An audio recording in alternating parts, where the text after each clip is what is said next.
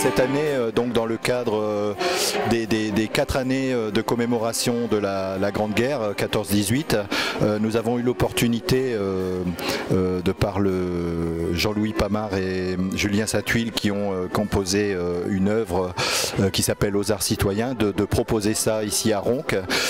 Donc nous avons sauté sur l'occasion pour monter ce programme. L'école de musique avait déjà participé au 11 novembre à une grande commémoration sur Ronques et c'est un peu la suite de ça qui a été fait. Et pour ce programme, donc nous avons monté un orchestre avec les professeurs de l'école de musique, mais aussi avec l'ensemble vocal adulte, auquel nous avons ajouté les chorales jeunes et les classes de solfège de cycle 2 de l'école de musique, avec donc les enfants qui participeront à ce spectacle. C'est une commande de la ville de Denain qui, pour le centenaire de la Première Guerre mondiale, a fait la commande d'évoquer les artistes pendant la Première Guerre mondiale. L'œuvre est faite musicalement aussi pour pouvoir faire intervenir un maximum de disciplines du conservatoire actuel et classique. Le choix musical y est fait en fait en fonction des textes de Julien.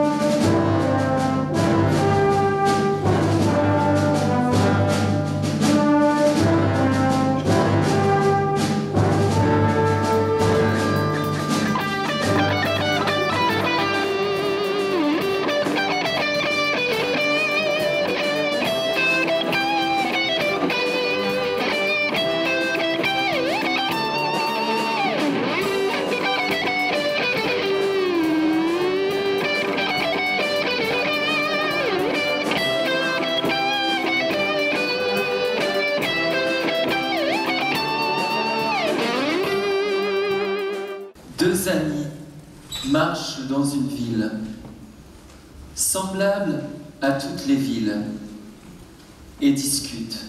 Au 17, rue Henri Barbus, on n'en est plus qu'à 2 ou 3 pâtés de maison. Au fait, tu connais le quartier toi? Parce que moi, pas du tout. Moi non plus. Par contre, Henri Barbus, ça devait être une sacrée vedette à son époque. L'équivalent de Johnny Hallyday. Ah, et pourquoi tu dis ça? Bah, si t'es un peu attentif, dans quasi toutes les villes, il y a la rue Henri Barbus, ah, oui. le square Henri Barbus, ah, oui, la place Henri Barbus, le gars qui devait être archi connu. Et un type qui a marqué l'histoire de la France, d'une manière ou d'une autre. Ouais, comme quoi, hein, la célébrité, la postérité, c'est fragile. Si on ne fait pas l'effort de se souvenir, c'est l'oubli assuré. C'est vrai. N'empêche qu'on est arrivé dans la bonne rue. Et regarde, le 17 est juste en face.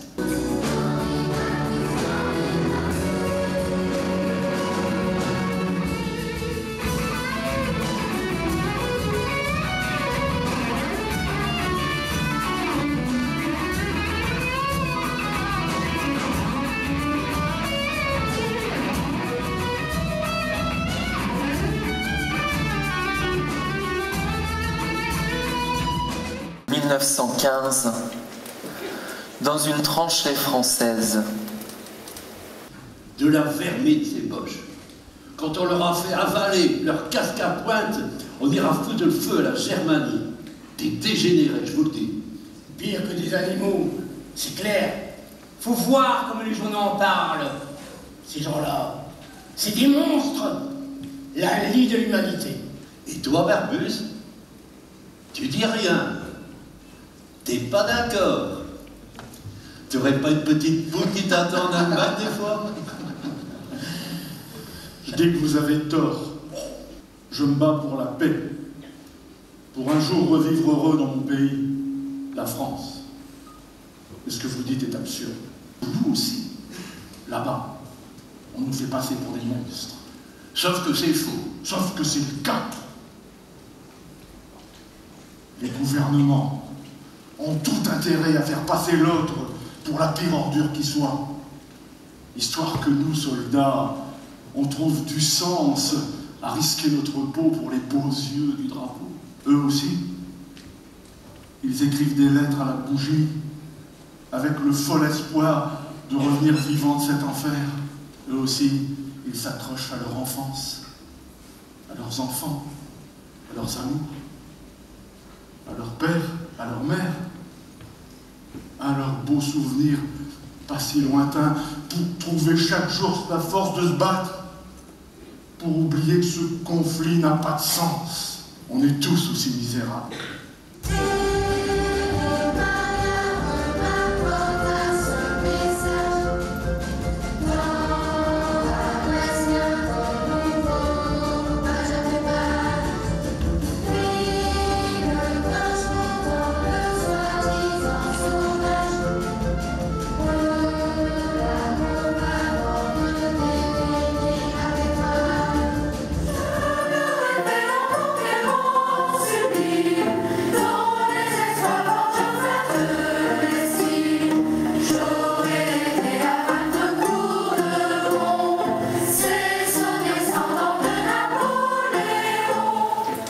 J'essaye d'oublier que dans quelques minutes, on va au feu.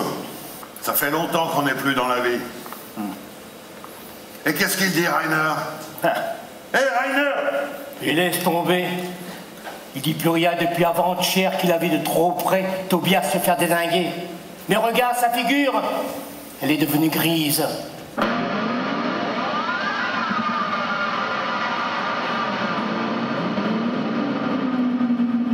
Deux brancardiers allemands, après la bataille, ils circulent entre les morts avec une civière pour charger les derniers corps des leurs. Tu sais, ils sont tous morts. Et là, c'est que des Français. La plupart des nôtres ont déjà été récupérés. Le moindre bruit, la moindre rumeur, c'est une vie qui se débat encore. Sois attentif. Mais je suis attentif, mon vieux. Mais faut pas se mentir. Ils sont tous clamsés.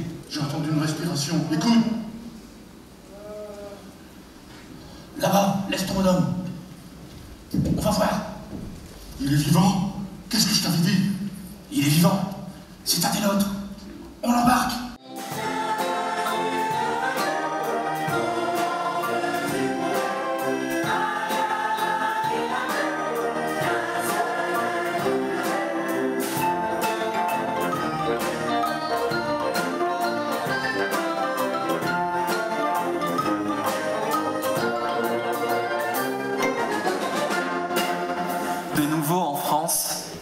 Dans un champ, des femmes retournent la terre.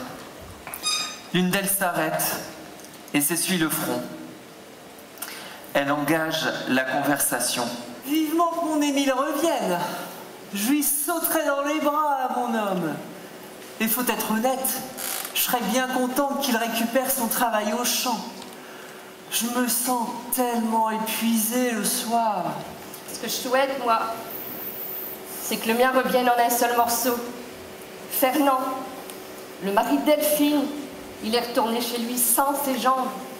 Alors, pour faire les récoltes et pour courir avec ses gamins, forcément. Pour sûr, ça me ferait mal de revoir le mien devenu infirme. Mais quel fichu gâchis. Comme tu dis, tous ces jeunes hommes qu'on nous ramène en boîte ou qu'on a pourris pour toujours, c'est des familles en deuil.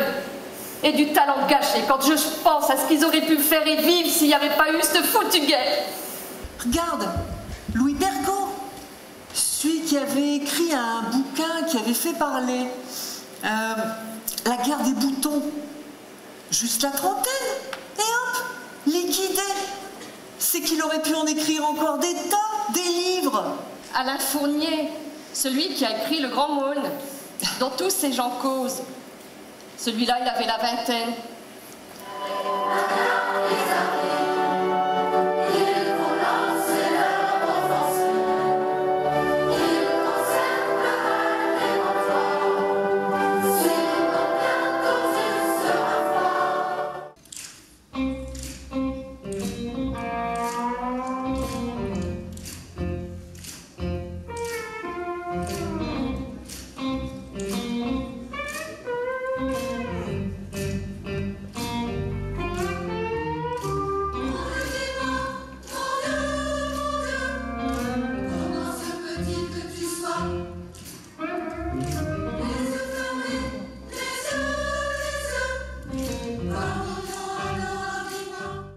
années de souffrance, de courrier qui ne vient pas, de copains laissés là, dans la boue, dans la mort, dans le froid.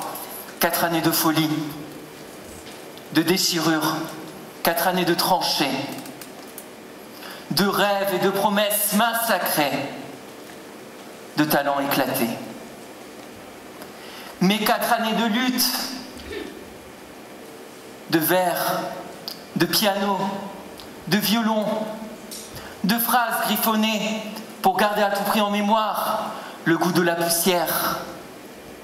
4 années de combat, de dépassement de soi, des raisons d'espérer. La plume comme épée, la palette comme bouclier, l'art comme refuge, dernier bastion d'une humanité aux abois.